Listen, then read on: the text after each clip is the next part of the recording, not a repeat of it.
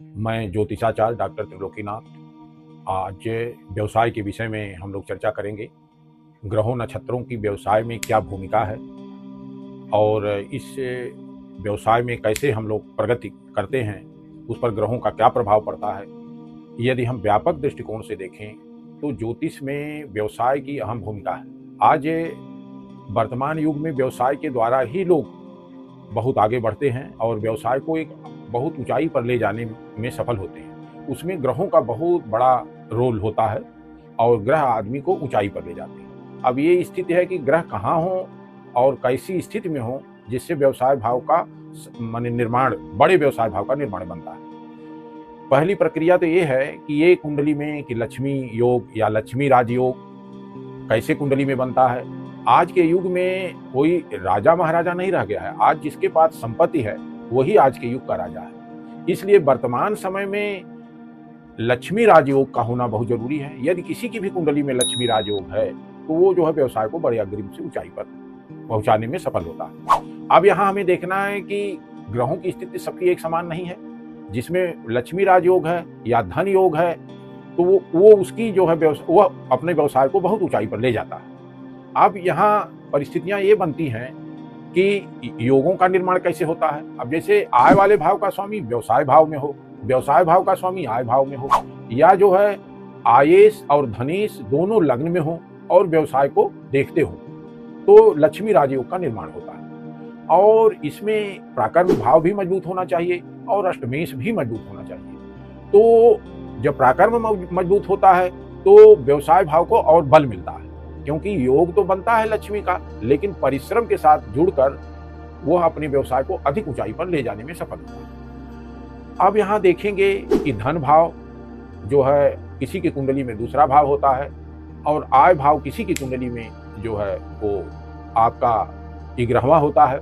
उसी तरह जो है व्यवसाय भाव, जिसको कि व्यवसाय भाव कहते हैं, पत्नी भाव भी इसी को कहा जाता है, तो सातवें भाव से व्यवसाय भाव को अच्छे ढंग से व्याख्यायित किया जाता है। अब ये 2-3 स्थान ऐसे हैं, यदि यहाँ कारक ग्रहों की स्थितियां मजबूत हों या यहाँ ग्रह उच्च के हों या आय और व्यवसाय भाव में इंटरचेंजिंग हो या धन भाव और लग्न में इंटरचेंजिंग हो, ये 2-4 बिंदु ऐसे बनते हैं जो व्यवसाय को अधिक ऊंचाई पर ले जाते हैं। अब आप यहाँ हम उदाहरण के तौर पर देख सकते हैं। जैसे हम रतन जी टाटा का कुंडली का विश्लेषण करना चाहेंगे तो रतन टाटा की कुंडली जो है वो धनु लग्न की है। लग्नेश गुरु जो है वो धन भाव में गया है और आयेश शुक्र लग्न में बैठा है, बुध भी लग्न में बैठा है, सूर्य भी वहीं स्थित है। तो रतन टाटा की कुंडली में लक्ष्मी राजयोग का प्रबल योग बनता है। भाग्येश सूर्य के साथ जुड़ने के कारण जो है आदमी जो भी व्यवसाय करता है उसमें भाग्य भी उसका साथ देता है और व्यवसाय को निरंतर ऊंचाई पर ले जाने में वो सफल होता है। अब यहाँ आप देखेंगे रतन टाटा की कुंडली में मंगल तीसरे भाव में। मंगल को सेनापति ग्रह कहा गया है। मंगल परिश्रम का कारक ग्रह है, इसलिए मंगल को हनुमान जी से जोड़ा जाता है। मंगल का मंत्र करिए या हनुमान जी की पूजा करिए, जैसा कि ज्योतिषविद बताते हैं, तो आप अधिक परिश्रमान और अधिक मेहनती होते हैं और रात दिन एक करके अपने किसी कार्य को ऊंचाई पर ले जाने में आप सफल होते हैं। मंगल अद्भुत परिश्रम की प्रेरणा से व्यक्ति को भरता है और वो काफी परिश्रम करके आगे बढ़ता है। अब यहाँ आप देखेंगे रतन टाटा जी की कुंडली में तो स्वाभाविक रूप से आयेश की भी स्थिति मजबूत है, धनेश की भी स्थिति मजबूत है और व्यवसाय भाव को ये जो है सब ग्रह जो है तीनों चारों ग्रह देख रहे हैं जो व्यवसाय को एक व्यापक विस्तार देते हैं। अब यहाँ कर्म वाले भाव में को शनि देख रहा है। शनि जो है ये माना जाता है कि शनि भी परिश्रम का ग्रह है और शनि के प्रभाव के कारण रतन टाटा जी का जो भी व्यवसाय रहा उसमें वो जनता के हित को ध्यान में रखकर अपने व्यवसाय को करते थे। प्रायः रतन टाटा की कुंडली का हम एक उदाहरण दे रहे हैं। ढेर सारी कुंडलियां हैं, ललित मोदी की कुंडली है और अडानी की है, मुकेश अंबानी की भी कुंडलियां हैं। तो आप सबकी कुंडलियों की हम चर्चा करेंगे तो व्यक्ति विशेष की कुंडली की चर्चा हो जाएगी। यहाँ हमें ये देखना है कि व्यवसाय भाव को प्रभावित करने वाले कौन कौन से ग्रह हैं और उनका जो है व्यवसाय पर क्या प्रभाव पड़ता है। तो एक उदाहरणार्थ हमने रतन टाटा जी की कुंडली का विश्लेषण किया ताकि आप व्यवसाय को अच्छी ढंग से समझ सकें। अब यहाँ ये है कि जैसे आपका सप्तमेश है जो व्यवसाय भाव का स्वामी है, यदि वो आय भाव में जाता है, कोई भी राशि हो, कोई भी ग्रह हो, वो आय भाव में जाता है, तो और आय से जो है व्यवसाय भाव में बैठा हो या कहीं से वो देख रहा हो, तो व्यवसाय को ऊंचाई प्रदान करता है। लेकिन यहाँ एक सामान्य बात है, लेकिन ये भी देखा जाता है कि कभी कभी व्यवसाय भाव 8 में चला गया, तो या जो 6 चला गया, तो ऐसे व्यक्ति जब व्यवसाय को करते हैं तो उनके व्यवसाय में ढेर सारी कठिनाइयां आती हैं। पूंजी के फंसने का योग बनता है, व्यवसाय में जो लाभ होना चाहिए वो लाभ ना होकर हानि में बदल जाता है। तो इसका मतलब ये है कि खराब जगहों के खराब स्थानों पर बैठने पर या उनकी खराब युति होने के कारण व्यवसाय की स्थितियां अच्छी नहीं हो पाती हैं। तो यहाँ आपको विशेष ध्यान देने की ये जरूरत है कि कैसे व्यवसाय में जो ग्रहों की खराबी के कारण रुकावट आ रही है उसको कैसे ठीक किया जाए। तो यहाँ ग्रहों को साधने से वो सब चीजें थोड़ी कम हो जाती हैं। लेकिन व्यवसाय भाव में जो योग बनता है, जो उसकी स्थितियां मजबूत होती हैं, तो उसमें जो है उत्तरोत्तर मेहनत का पूरा फल मिल पाता है। हाँ, यहाँ जरूर है कि आप अपनी पूंजी, बड़ी पूंजी लगाए हुए हैं और व्यवसाय में उतना उन्नति नहीं कर पा रहे हैं। अब दूसरा बिंदु यहाँ ये आता है कि हम किस तरह का व्यवसाय करें। सबकी कुंडलियों में और सबके लग्न में और सबके बुद्धि भाव में, सबकी विचार साधना में व्यवसाय के लिए एक अलग स्थितियां बनती हैं। जैसे किसी का मन जो है निर्माण कार्यों में लगता है, किसी का डेकोरेशन में लगता है, या किसी का जो है एक्सपोर्ट इंपोर्ट में लगता है।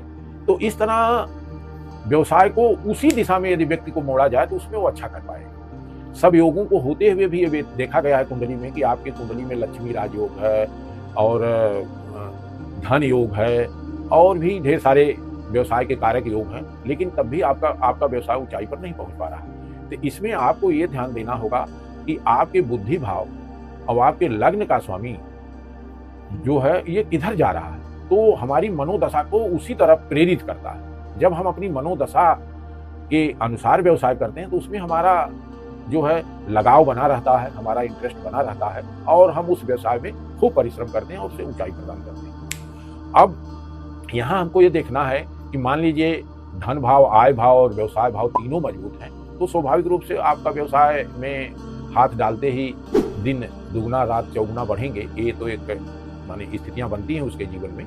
लेकिन ये स्थानों के स्वामी यदि उचित स्थान पर नहीं है, शत्रु क्षेत्रीय हैं या अपने अशुभ घर में गए हैं, या तो इस तरह उनके व्यवसाय में बाधाएं भी आती हैं। तो उसको कैसे ठीक किया जाए, ये जो है एक बड़ा विस्तृत विवरण है। यहाँ तो हमें केवल एक व्यवसाय की रूपरेखा तैयार करना है। यहाँ तो जब गलत स्थितियों में ग्रह पहुंचते हैं तो वहाँ व्यवसाय में थोड़ी कठिनाइयां आती हैं और उस कठिनाइयों के कारण जो व्यवसाय में की गति धीमी हो जाती है, या व्यवसाय जो है थोड़ा बहुत हानि लाभ के बीच झूलता रहता है और आदमी धीरे धीरे व्यवसाय के प्रति जो उसका उत्साह, जिस उमंग से वो शुरू किया था, वो उमंग फिर बनी नहीं रह पाती है, क्योंकि जिसके लिए व्यवसाय कर रहा है वो व्यवसाय में वो क्रांतिकारी परिवर्तन नहीं आ पाया।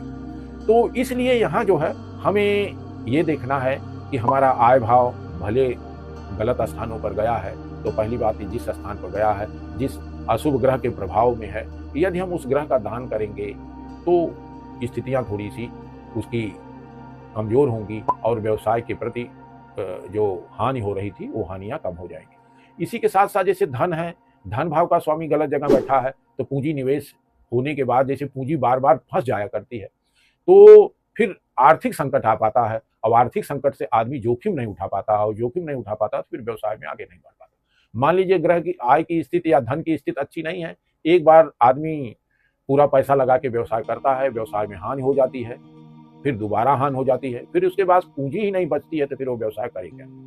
आप यहाँ पहली बात, बड़ी पूंजी लगाने के पहले आपको ये देखना होगा कि ग्रहों की स्थिति कैसी है, क्योंकि ग्रहों की चाल पर ही आपके व्यवसाय का पूरा ढांचा तैयार होता है और उसी ढांचे पर आप जो है व्यवसाय रूपी बड़े महल का विस्तार करने में सफल होते हैं या बड़ा महल बनाने में सफल होते हैं। तो यहाँ जो है आपको कई बिंदुओं पर ध्यान देना होगा। यदि व्यवसाय भाव के स्वामी आय और धन भाव की स्थितियां अनुकूल हैं तो थोड़े परिश्रम के बाद ही आपको व्यवसाय में उत्तरोत्तर उन्नति मिलती रहती है।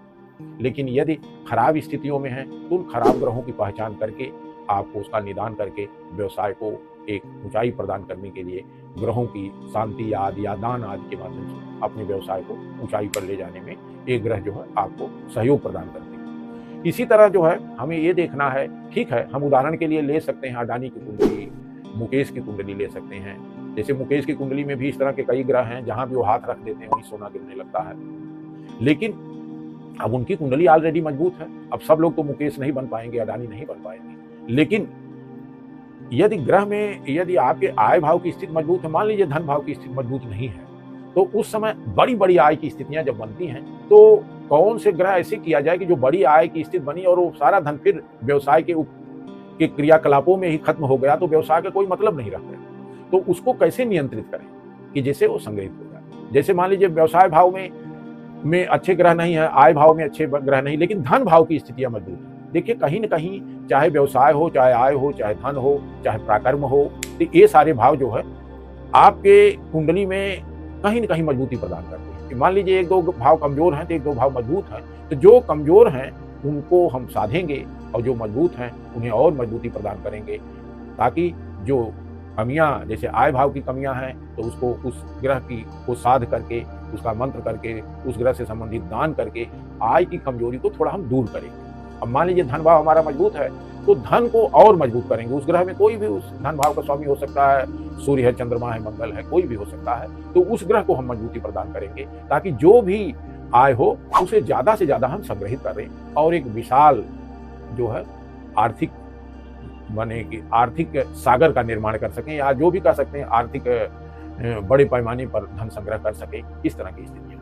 अब जैसे मान लीजिए कि हमारा आय और धन दोनों भाव उतने अच्छे नहीं है, लेकिन व्यवसाय भाव बहुत अच्छा है, तब यहाँ जो है धन संग्रह की स्थितियां आय और एक दो व्यवसायों से नहीं होगा। यहाँ व्यवसाय भाव को में केवल व्यवसाय भाव को, यहाँ हम आय और धन को नहीं ले रहे हैं, यहाँ आय और धन आपको ज्यादा नहीं मिलेगा, लेकिन व्यवसाय भाव अच्छा है तो उसको विस्तार दीजिए, ढेर सारे व्यवसाय करिए। जैसे एक ही व्यवसाय के अंतर्गत ढेर सारे व्यवसाय आ जाते हैं। जैसे आप जो भी व्यवसाय करना चाहते हैं, निर्माण कार्यों वाला व्यवसाय करना चाहते हैं, या जो है दुग्ध वाला व्यवसाय करने जा रहे हैं, कृषि व्यवसाय करना चाह रहे हैं, जमीन जायज का रियल एस्टेट का व्यवसाय करना चाह रहे हैं, तो इस तरह आप अपने व्यवसाय को कई जगह विस्तार दीजिए। क्योंकि आपका व्यवसाय भाव बड़ा है तो थोड़ी थोड़ी पूंजी आएगी, क्योंकि धन और आय कमजोर है, लेकिन यही थोड़ी थोड़ी पूंजी आपको बड़ी पूंजी का निर्माण करेगी। इस तरह व्यवसाय भाव को यहाँ मजबूती प्रदान करना है। इसी तरह आय भाव पर देखिए कि मान लीजिए हमारा व्यवसाय भाव कमजोर है, धन भाव भी कमजोर है, लेकिन आय भाव ठीक, तो आप देखेंगे कोई न कोई भाव ठीक रहता है व्यक्ति में, हर भाव नहीं गड़बड़ होता है।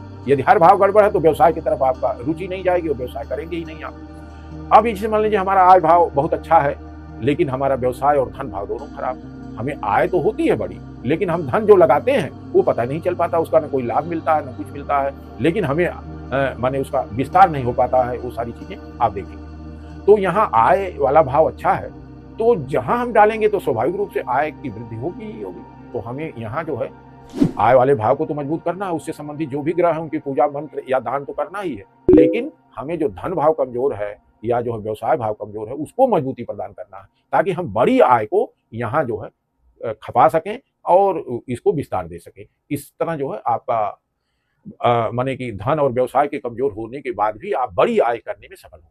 इसी तरह धन के भी बारे में हमने चर्चा किया है कि धन भाव मतलब मजबूत है और आय और व्यवसाय दोनों कमजोर हैं, तो यहाँ धन को मजबूती प्रदान करने के लिए उसमें जो भी ग्रह हैं उनकी पूजा आराधना करके उनको मजबूती देना होगा। पत्थर भी पहन सकते हैं जिससे वो मजबूत हो जाए, और हम जो है इन दोनों भावों के व्यवसाय और आय के स्वामियों की पूजा या आराधना करके उनके कुप्रभाव को शांत करेंगे, और इससे हमारे धन संग्रह का योग कई गुना बढ़ जाएगा और हम एक बड़ी पूंजी निर्माण करने में सफल हो पाएंगे।